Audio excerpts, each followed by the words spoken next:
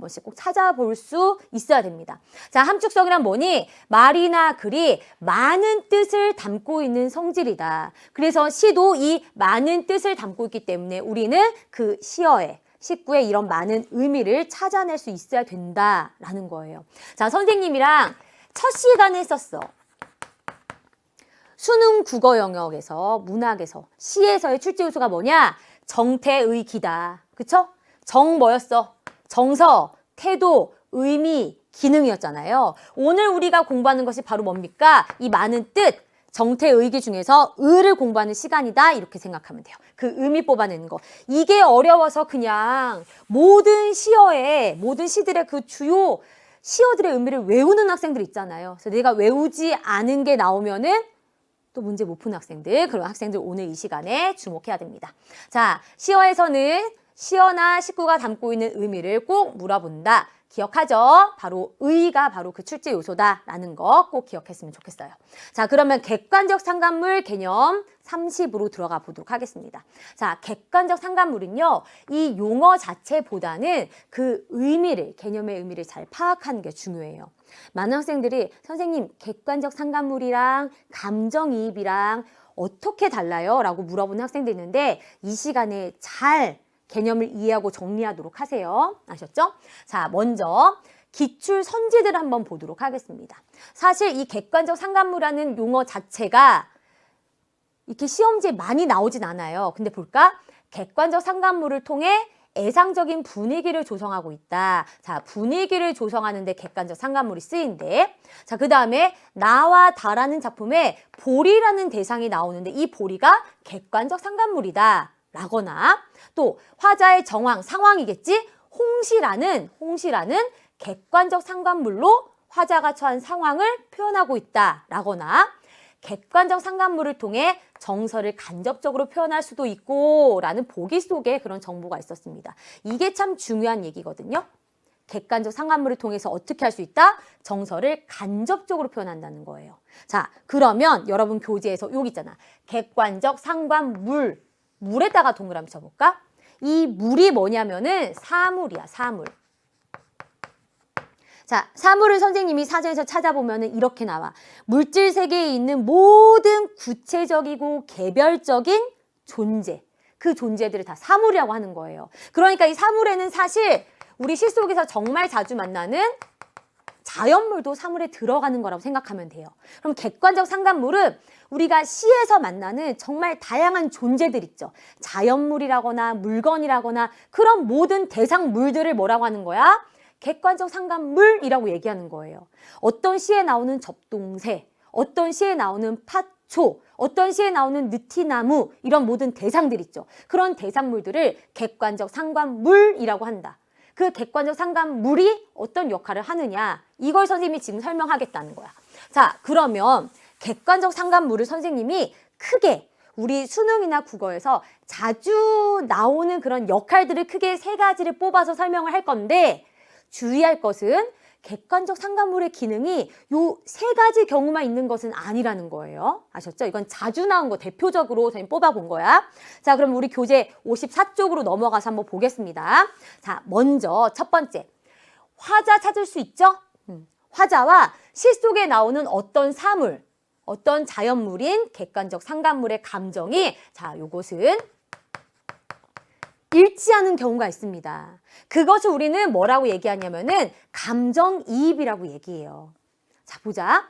화자가 얘기하고 싶은, 표현하고 싶은 정서가 있어요. 그쵸? 그 정서는 구체적이지 않고 추상적인 거잖아. 근데 시인이 화자를 통해서 어떤 정서를 드러내고 싶은데 나 슬퍼, 나 속상해 이렇게 대놓고 말하기는 싫은 거야.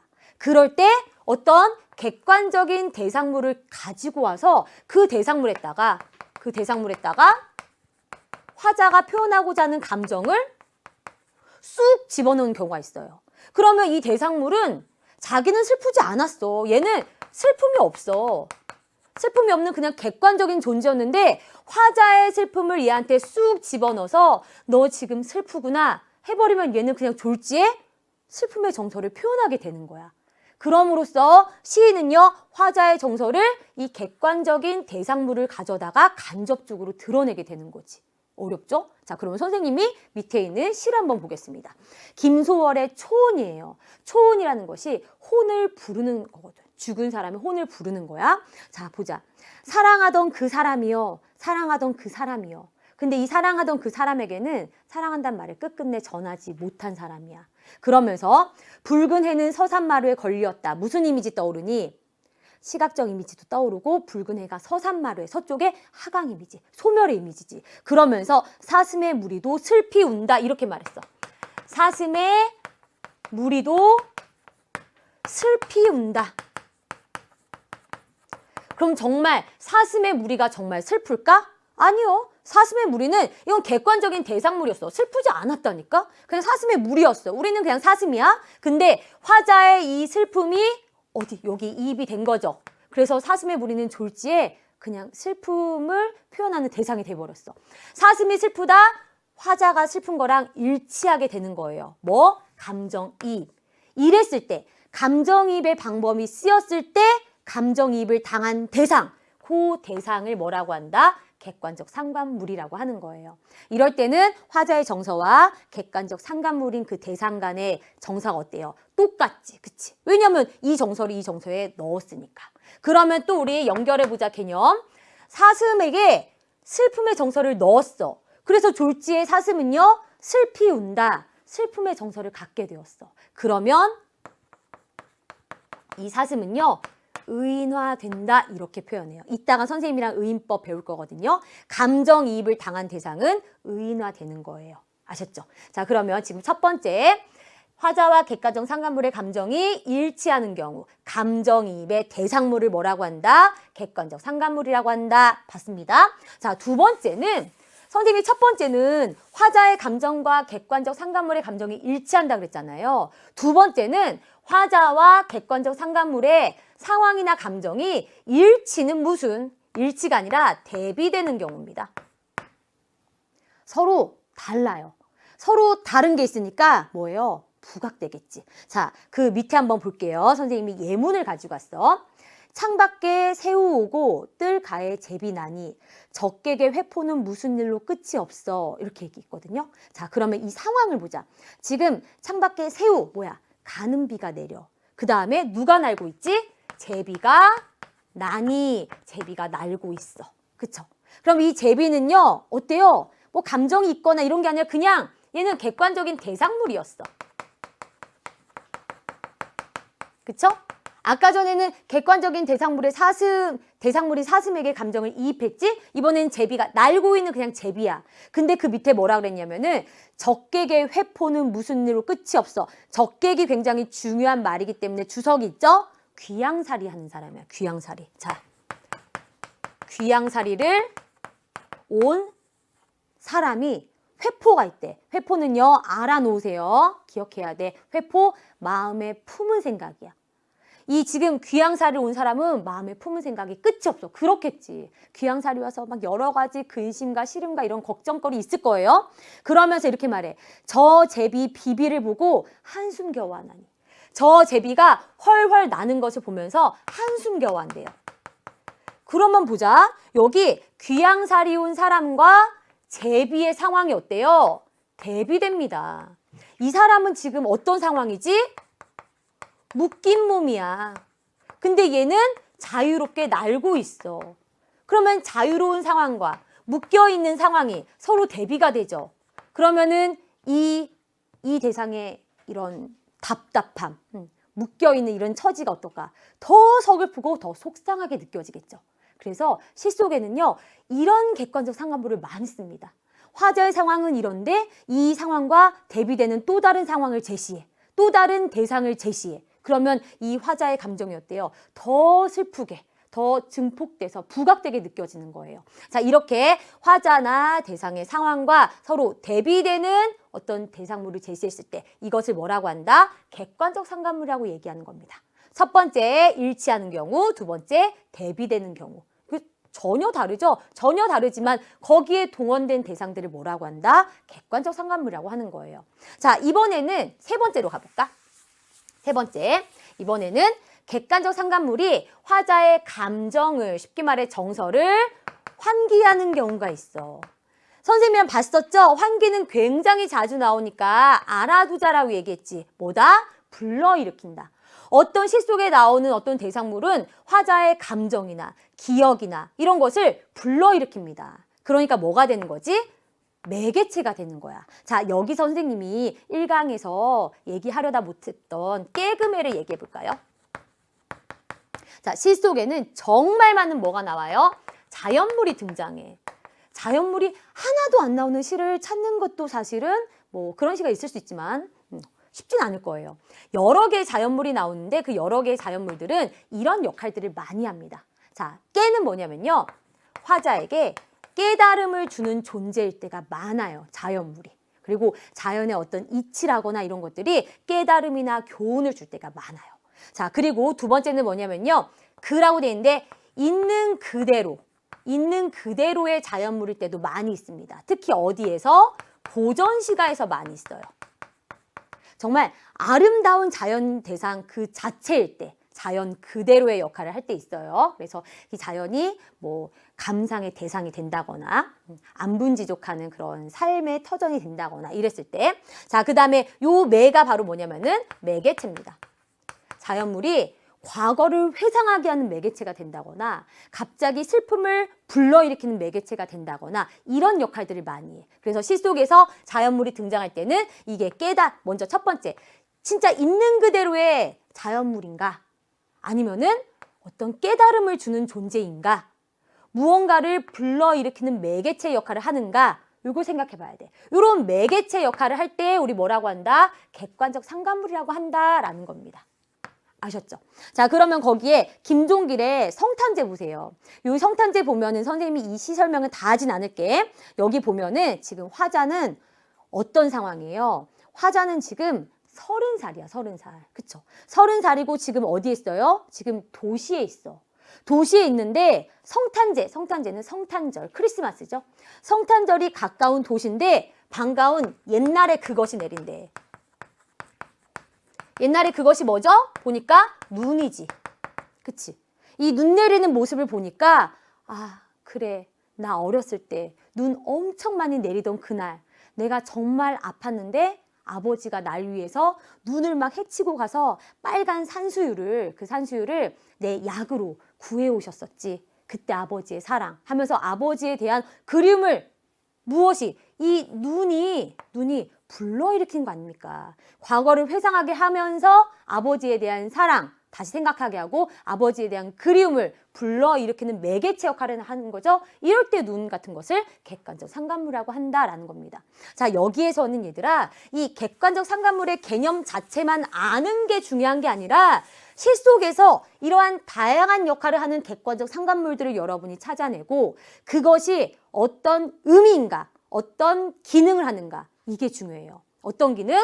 화자의 감정과 일치되어서 그 화자의 감정을 드러내는 역할을 하는가, 화자의 감정이나 상황과 대비되어서 화자의 감정이나 상황을 부각시키는 역할을 하는가, 화자에게 어떤 감정을 불러일으키는 역할을 하게 하는가, 이런 걸 여러분이 스스로 파악할 수 있어야 돼. 뭐라고? 일치, 대비, 환기. 그리고 시 속에는 정말 수많은 객관적 상관물들이 있는데 이것 말고도 다양한 역할을 할 수 있다라는 것을 기억했으면 좋겠다는 거예요. 아셨죠? 자, 객관적 상관물이 무엇인지 개념을 잘 이해했다면 선생님이랑 다음 개념으로 넘어가 보도록 하겠습니다. 자, 비유지, 비유. 비유입니다. 선생님이 학교에서 얘들아 비유 아는 거 다 말해봐 라고 물어보면요. 정말 의외로 많은 학생들이 지규법, 은유법, 그리고 일부 학생들이 대유법 정도 얘기하고 잘 모르는 학생들이 많아요. 지규랑 은유가 뭔지 말해봐 라고 하면요. 정말 단편적인 지식만 얘기한 경우가 많은데 여러분 비유에는 아주 여러 가지 종류가 있습니다. 선생님이랑 이 시간에 정말 이제 다시 정리하지 말자. 비유 너무나 기본. 초등학교, 중학교, 고등학교 내내 배웠던 거거든요. 마지막으로 정리하는 거예요. 나는 비유에 대해서는 정말 제대로 알아요. 패스 넘어가 다음 개념으로. 아셨죠?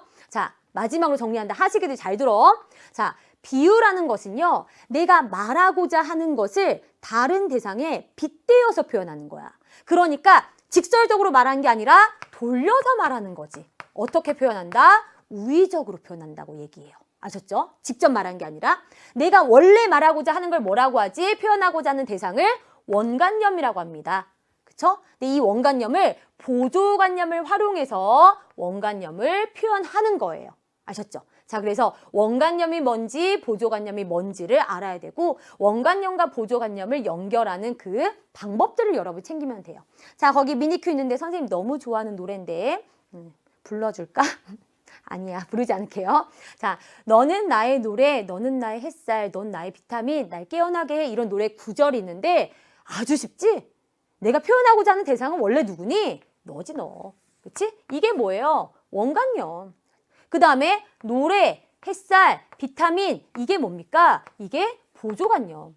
이게 비유예요, 비유. 그치? 그래서 너는 나에게 어떤 의미다 이렇게 대놓고 말하는 것이 아니라 직설적으로 말하는 것이 아니라 너는 나에게 힘을 주는 존재야. 이게 아니라 돌려서 너는 나의 노래고 햇살이고 비타민이다. 보조관념을 동원해서 표현하는 게 비유 아닙니까? 그쵸? 자, 그러면 이제 본격적으로 비유의 종류를 보여줄게요. 자, 비유의 종류. 선생님이 6개를 우리 교재에 넣어놨습니다. 자, 그러면 지금 얘들아, 선생님 써놨잖아. 내가 아는 거에다가 동그라미 치고 옆에다가 깨알같이 여러분이 알고 있는 개념 정의를 써보라고. 자, 쓰세요. 몇 개 동그라미 칠 수 있어? 선생님 생각에는 직유, 은유, 의인, 화류도 칠 수 있을 것 같기도 하고. 대유는 의외로 잘 확실하게 모르는 학생들도 많이 있기도 하고. 자, 이 6가지를 지금부터 얘기해 보도록 합시다. 자, 직유를 모르는 학생들은 많이 없을 것 같아.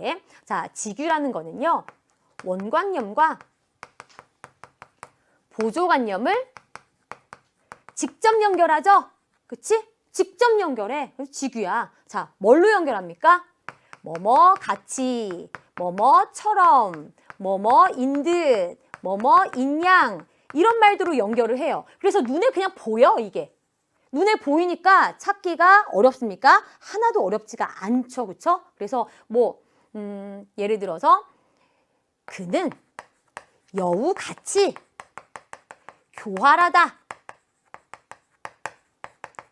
이런 식으로 연결해 버리잖아. 그가 원관념이고 여우가 뭐가 되는 거야? 보조관념이 되는 것이고 여기에 가치가 있으니까 이렇게 직접 연결했으니까 어렵지가 않습니다. 그쵸? 직유는 이 정도로 넘어갈게요. 자, 그러면은 은유를 보자. 은유는 뭐냐면요. 원관념과 보조관념을 많이 들어봤을 거야. 중학교 때. A는 B다. 이런 식으로 연결을 합니다. 그래서 이 직유는 연결어가 있기 때문에 찾는 것이 어렵지 않은데 은유는요 어때요? 연결어가 없어요. 그런데 은유가 어려운 이유가 뭐냐면요. 숨을 은자야. 숨어있는 비유야. 어려운 이유가 뭐냐면 이런 식으로 얘기하죠. 너무나 유명한 구절. 내 마음은 호수다. 이렇게 표현해. 그럼 원관념이 뭐니? 내 마음이지. 그치? 호수가 뭐가 되는 거예요? 보조관념이에요. 그래서 내 마음은 호수다 이렇게 연결해 버렸는데 뭐가 어렵냐면은 그러면 내 마음이 호수야? 내 마음이 어떻다는 겁니까? 어떻다는 거예요? 그 의미를 내가 찾아야 돼. 숨어있는 의미를 내가 찾는 거예요. 숨은 비유야. 그럼 내가 알고 있는 호수는 굉장히 넓고 잔잔해. 그러니까 이 사람의 마음도 넓고 잔잔하다는 의미겠구나. 이런 식으로 의미를 숨어있는 의미를 내가 찾아내야 하는 것이 무엇이다? 은유다라는 거예요. 아셨죠? 자, 그러면 얘들아 직유도 그렇고 은유도 그렇고 원관념과 보조관념이 유사성이 있어야 돼.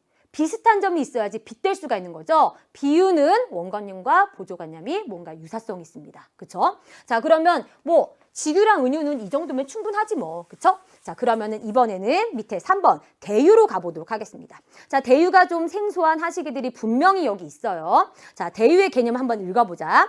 하나의 사물이나 관념을 나타내는 말이 경험적으로 그것과 밀접하게 연관된 다른 사물이나 관념을 나타내는 표현 방법이야. 이 말도 너무나 어렵죠? 자, 신기하게 우리가 어떤 대상을 딱 말하면요.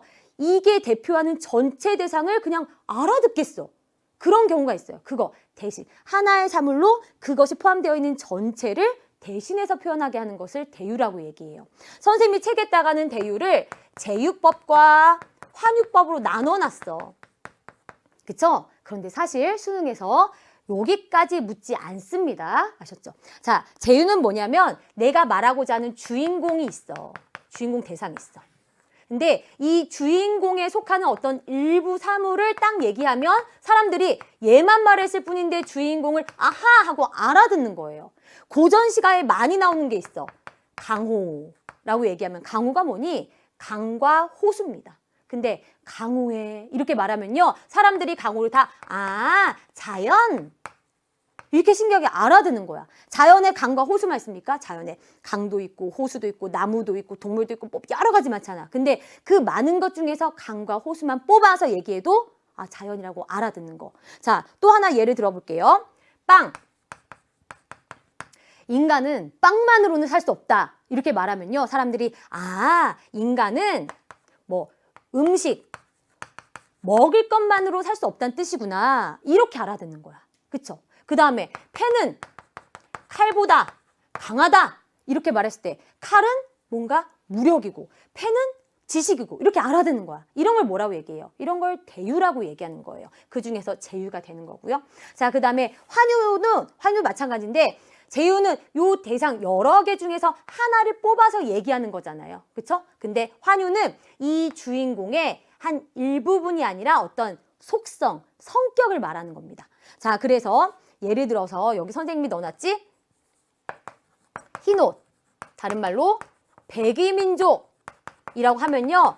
우리가 우리 민족 이렇게 알아듣는 거예요. 그래서 우리 민족은 예로부터 흰색 옷을 입었잖아요. 그런 속성을 가지고 백이민족 하면은 신기하게도 우리나라 사람들 다 같이 우리 한민족을 말하는 거구나 이렇게 생각하는 거. 이런 걸 뭐라고 한다? 대유라고 얘기하는 겁니다. 그래서 시 속에서 다양한 대유가 쓰였을 때 우리가 그 대상 자체만 말한 것이 아니라 얘가 무엇을 대표하는지를 이해를 해야 되겠죠? 그게 대유야. 그래서 시 속에서 대유가 쓰였는데 선지에서 비유의 방법을 썼다라고 하면은 그렇지. 강호가 나왔어. 선지에서 비유의 방법을 썼다. 여기가 대유니까 대유는 비유에 속하니까 이 선지는 오케이 이렇게 알아들어야 된다는 뜻이에요. 자, 그 다음에 이제 의인으로 가도록 하겠습니다. 자, 의인법은 그치. 우리가 이렇게 알고 있어요. 사람이 아닌 것을 사람처럼 표현한 거 맞아. 맞아요. 사람이 아닌 것을 사람처럼 표현한 것을 의인법이라고 얘기를 합니다. 근데 우리가 좀 더 정확하게 이 개념을 이해하려면요. 뭐냐면 사람이 아닌 대상을 사람처럼 표현한다는 건데 이 사람처럼의 개념을 제대로 알아둬야 돼요. 이 사람처럼이 뭐냐면 사람만이 가지고 있는 인격. 이거는 인성이 아니에요. 사람이 가지고 있는 속성을 말하는 거야. 동물이랑 구분되는 사람만의 속성이 뭐가 있을까? 뭐가 있을까? 사람은 동물과 달리 사고를 하죠. 그쵸? 그 다음에 정서, 기분을 느낍니다. 선생님, 우리 집 강아지도 슬픔과 기쁨을 다 알아요. 근데 그거는 우리가 과학적으로 설명할 수 없는 거니까 어쨌든 사고나 정서는 인간만의 속성, 인격이라고 봅니다. 그 다음에 말. 그치? 강아지 말 못하지? 자, 사고하거나 정서를 표현하거나 뭐 말을 한다거나 뭐 또 이거 말고 뭐 옷을 입는다거나 이런 것도 있을 수 있어요. 어쨌든 인간만이 가지고 있는 속성인 인격을 사람이 아닌 대상에 부여하는 것을 뭐라고 한다? 의인이라고 얘기해요. 의인법.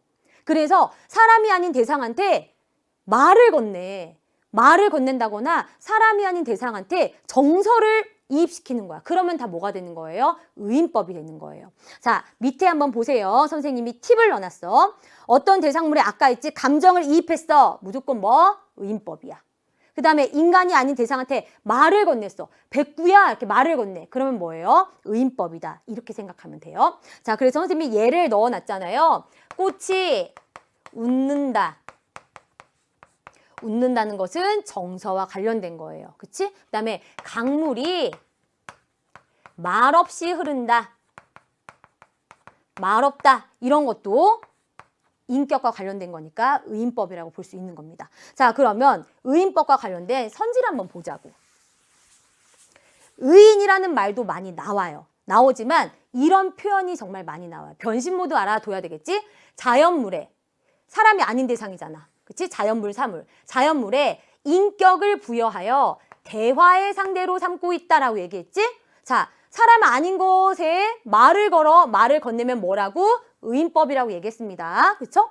자, 자연물에 인격을 부여하여 대상에 대한 친근감을 나타내고 있다. 그렇지? 인격을 부여했다는 것은 뭐 이 대상물한테 말을 건넨다거나 아니면 정서를 이입한다거나 이렇게 표현한 거예요. 그 다음에 이거 보자. 자연물에 인격을 부여하여 대상과의 거리를 좁히고 있다. 자, 요거 따로 알아놓도록 하자. 자, 선생님이 교재 어딘가에다가 거리감 개념을 넣진 않았어요. 우리 사실 거리감이란 것은 국어 개념이라기보다 평상시에도 쓰는 말입니다. 당연히 물리적인 거리감이라고 얘기할 때는 거리감이 멀다, 멀리 떨어져 있다. 거리감이 가깝다라고 했을 때는 뭐 물리적으로 가까이 있다라는 뜻이잖아요. 심리적인 거리감은 나 쟤랑 글 읽고부터 거리감 느껴. 어때요? 심리적으로 뭔가 불편하다. 그쵸? 좀 쟤랑 나랑 멀게 느껴진다. 그런 뜻이죠.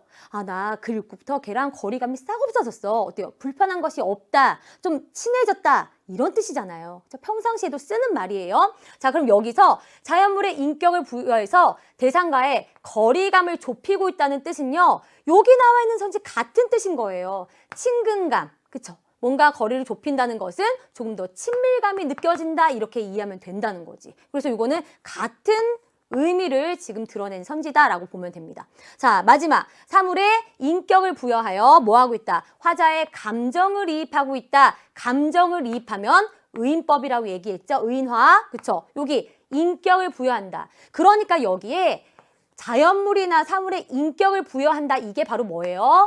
의인의 변신 모드가 된다는 거예요. 아셨죠? 그래서 인격을 부여한다. 거기서의 인격이라는 것이 무엇인지 잘 생각해야 된다고. 인격은 인성을 말하는 게 아니라 뭐예요? 인간만이 가지고 있는 인간만의 특징들을 말하는 겁니다. 사고한다거나 정서를 가지고 있다거나 말을 한다거나 그렇죠? 말을 하니까 대화를 서로 나눌 수 있다거나 이런 것들을 말하는 거예요. 자, 그러면 다음 개념은 화류란 말이지. 화류. 자, 이 화류와 의인이 헷갈려요, 솔직히.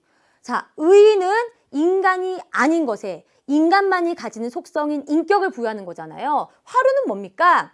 생물이 아닌 것에, 그러니까 무생물에 생물의 속성을 부여하는 거예요. 생물인 것처럼. 그러니까 살아있는 대상처럼. 그럼 살아있는 대상이 할 수 있는 게 뭐가 있어요? 움직이는 거. 그쵸? 대표적으로 움직이는 게 있겠죠. 뭘 먹는다거나 이동한다거나 이런 것들. 자, 그러면 선생님이 교재에다 넣어놓은 거 보겠습니다. 무생물을 생물인 것처럼 감정이 없는 것을 감정이 있는 것처럼. 감정은 인간만의 속성인데 그러면 화류의 개념 속에 뭐가 들어가는 거예요? 그치, 의인의 개념도 들어갑니다. 왜냐하면 여기 무생물, 이거는 사물이 될 수 있고 생물 속에 인간이 포함되잖아. 그래서 전체적으로 그려본다면 화류 안에 의인이 이렇게 쏙 들어가는 모양이라고 생각하면 되는 거예요. 자, 이거 선생님 친구한테 가져온 거예요. 표준국어 대사전. 나를 애워싸는 산. 산은 얘들아 움직일 수 없어. 근데 나를 애워싼다라고 얘기했으니까 움직일 수 있는 대상처럼 표현했잖아요. 그치? 산을 움직이는 대상처럼 나를 애워싼다라고 표현했을까? 이런 거 뭐가 되는 거예요? 화류가 되는 겁니다. 그쵸? 그 다음에 우르무는 바다. 이게 화류의 예시로 표준국어 대사전에 들어가 있습니다. 우름을 운다? 우름을 우는다는 것은 정서 표현인데, 그쵸?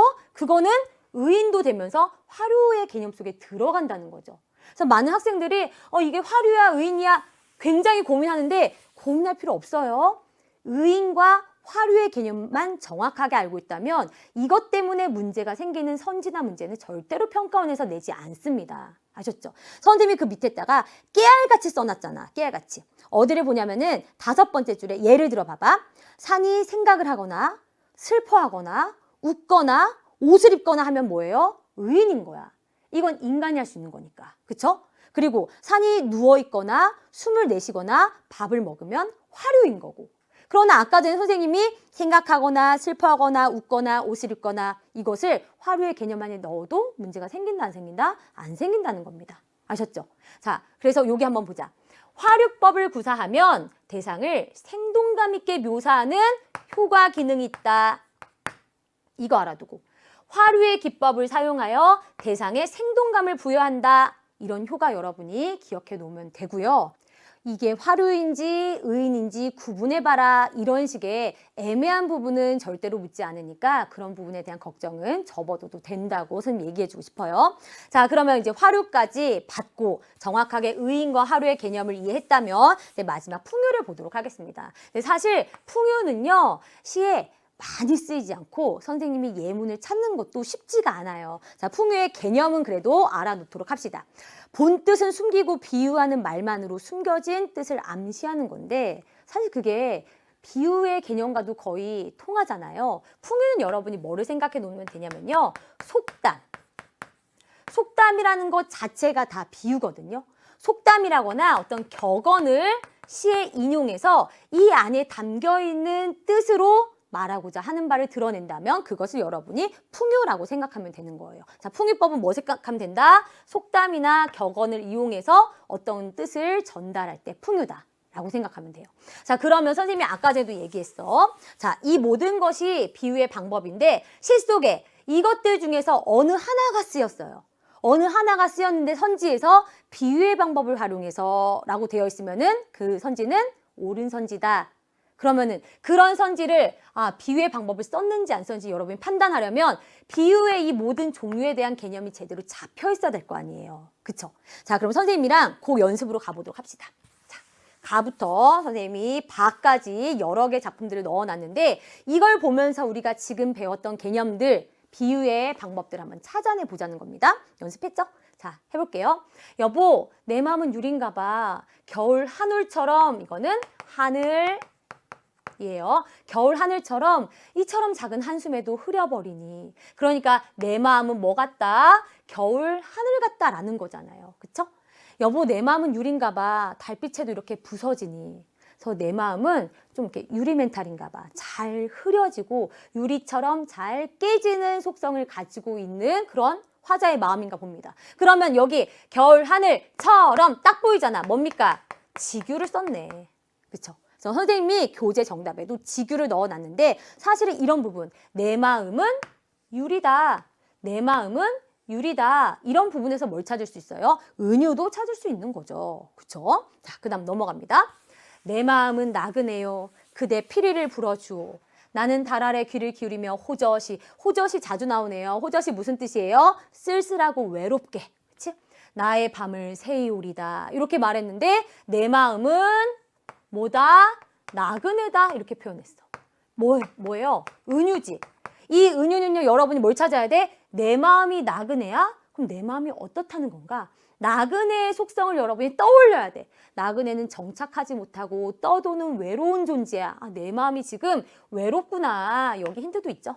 그쵸? 그래서 은유, 숨은 그 의미를 찾아내야 되는 겁니다. 그래서 여기에는 은유의 방법이 쓰였다. 여러분이 찾아낼 수 있어야 되고요. 다음 시를 보자. 자, 굉장히 길고 우리가 이제까지 배웠던 개념들이 막 녹아있는데 선생님은 비유만 찾아보겠습니다. 여러분 뭐 찾았어요? 여기 볼까? 앞산에 검푸른 숲, 여기 색채 이미지 느껴지고 숲이 짙은 숨결을 뿜어내고 이렇게 얘기했단 말이야. 마치 숲이 숨을 쉬는 것처럼 선생님 숲이 산소를 뿜어내잖아요. 그거 말고 여기서는 진짜 숨을 쉬는 것처럼 이산화탄소를 들이마시고 산소를 내뿜는 것을 숨 쉰다고 얘기했잖아. 뭐처럼? 생명체처럼. 숲이라는 대상 자체를, 물론 나무 하나하나는 생명체예요. 숲이라는 어떤 추상적인 대상을 이렇게 표현했어요. 그럼 이건 뭡니까? 화류가 되는 거죠. 그쵸? 자, 여기서 화류법을 찾을 수가 있겠고요. 자, 그 다음에 다음 작품 볼게요. 자, 이 시는 좀 길죠? 한번 읽어볼게요. 돌도 늙어야 품 안이 너른 법. 우선 돌을 늙어야 이렇게 표현했고요. 오랜 날이 흘러서야 알게 되었지. 깨달음이네. 그래, 아름다운 일이란 때로 늙어갈 수 있기 때문이야. 흐르고 흘렀던가 바람에 솔씨, 소나무 씨겠죠. 솔씨 하나 날아와 안겼지. 이끼들과 마른 풀들의 틈으로 그 작은 것이 뿌리를 내리다니 비가 오면 바위는 조금이라도 더 빗물을 받으려. 자, 뭐가 있어? 의도가 있어. 바위가 어떤 의도를 가지고 자기의 굳은 몸을 안타깝게 이리저리 틀었어. 그 얘기는 바위는 무생물이잖아요. 빗물을 받으려는 의도를 가지고 이렇게 행동했단 말이야. 근데 그 의도가 사랑이었대. 그럼 바위가 이런 의도, 사랑이라는 감정을 가지게 표현했으니까 이건 뭐가 되는 거예요? 의인이 되는 거지, 의인. 누구에 대한 사랑? 솔씨를 아끼는 마음, 솔씨를 사랑하는 마음, 솔씨를 키우기 위해서 조금이라도 물을 더 받아주려고 몸을 틀었대. 사랑이 가득 찬 마음으로 일어나는 여기 사랑. 그리하여 소나무는 자라나 푸른 그늘을 들이우고 바람을 타고 굽이치는 강물 소리 흐르게 하고 새들을 불러 모아 노랫소리를 들려주고 여기에는 무슨 표현법이 쓰였다? 의인의 방법이 쓰였다. 이렇게 여러분 이해할 수 있는 겁니다. 자, 그 다음 내용도 읽어볼게요. 뒤돌아본다, 산다는 일이 그런 것이라면 삶의 어느 구비에 나, 풀꽃 한 포기를 위해 몸에 한편 내어준 적이 있었는가? 피워본 적 있었던가? 자, 여기에는 비유의 방법은 쓰이지 않았지만 선생님이 여러분에게 한번 물어보자. 복습하면서. 자, 먼저 여기에 드러나 있는 여기 나라는 화자가 드러나잖아요. 화자의 태도는 어떤 태도가 드러나는 것 같아? 자기를 되돌아보는 거예요. 뒤돌아본다. 나는 몸에 한편을 내어준 적이 있었는가? 풀꽃 한 포기를 위해서 피워본 적 있었던가? 요런 자세를 뭐라고 합니까? 바로 무슨 자세? 성찰의 자세가 되는 거죠. 그치? 자기 반성의 자세, 이런 것을, 그런 태도, 성찰적인 태도를 찾아낼 수 있어야 되는 겁니다. 그리고 자연의 모습을 통해서 어떤 깨달음을 얻고 있다. 이런 것도 여러분이 찾아낼 수 있어야 돼요. 우리가 지금은 오늘 이 시간에는 표현법 위주로 하고 있지만 이제까지 배웠던 거 다 차곡차곡 정리하면서 항상 상황과 정서와 태도, 자연물을 보면서 어떤 태도를 보이고 어떤 깨달음을 얻는지 이런 것도 항상 여러분 연습해 가야 되는 겁니다. 자, 그럼 다음 말을 한번 보도록 하겠습니다. 이 찾기 어렵다니까요. 이 비유는. 볼게요. 가마귀 검다 하고 백로야 웃지 마라. 겉이 검은들 속조차 검을 쏘냐? 뭐가? 까마귀가 겉이 검다고 해서 속까지 검겠느냐? 속은 검지 않다라는 거 아닙니까? 그쵸? 요게 바로 속담이에요. 까마귀가 검기로 속도 검겠나? 라는 속담을 인용해서 지금 아마 겉이 희고 속은 검은 것은 너뿐인가 하노라. 이렇게 너를 뭐하고 있어요? 비판하고 있죠. 그쵸? 속담을 인용해서 뭔가 뼈 있는 의미를 전달하고 있다. 이럴 때 뭐라고 한다? 풍유라고 한다. 이 시를 딱 봤을 때 비유가 쓰였니? 라고 물었어요. 그러면 내가 비유를 지규랑 은유밖에 몰라. 그러면 여기에서 여러분이 안 쓰였는데요. 이렇게 말할 수 있는 거죠. 풍유의 개념을 알아야지 여기에도 비유가 쓰였습니다. 이렇게 말할 수 있다는 겁니다. 자, 그러면 이제 마지막. 껍데기는 가라. 한라에서 백두까지 향그러운 흙가슴만 남고 그 모든 쇠붙이는 가라라고 얘기했어요. 여기 비유 쓰였을까? 비유? 지규, 은유만 알면요. 쓰였다고 대답을 못하지. 볼까? 한라에서 백두까지. 한라, 우리나라 이렇게 있으면요. 제주도에 있고 백두산은 여기 끝에 있잖아요. 그러니까 우리 한반도 전체를 말하는 거예요. 한라에서 백두까지 하면요. 그냥 우리 한반도 전체. 우리 한반도 전체에 한라산이랑 백두산만 있어요. 그 일부를 뽑아서 한반도 전체를 대표하게 한 거잖아요. 이런 걸 뭐라고 한다? 대유라고 한다. 요람에서 무덤까지. 아기가 태어나서 한 인간이 죽을 때까지. 한 삶의 전체를 얘기한 거잖아요. 그런 것을 뭐라고 한다? 대유라고 한다. 그래서 여기서는 여러분이 대유법을 또 찾아낼 수 있어야 된다는 겁니다. 자, 이렇게 여러 가지 비유의 종류를 배웠고요. 한 번 정리하면 끝이잖아요. 이걸 뭐 나중에 2회독을 합니까? 한 번 제대로 정리하고 다시 보지 않는 겁니다.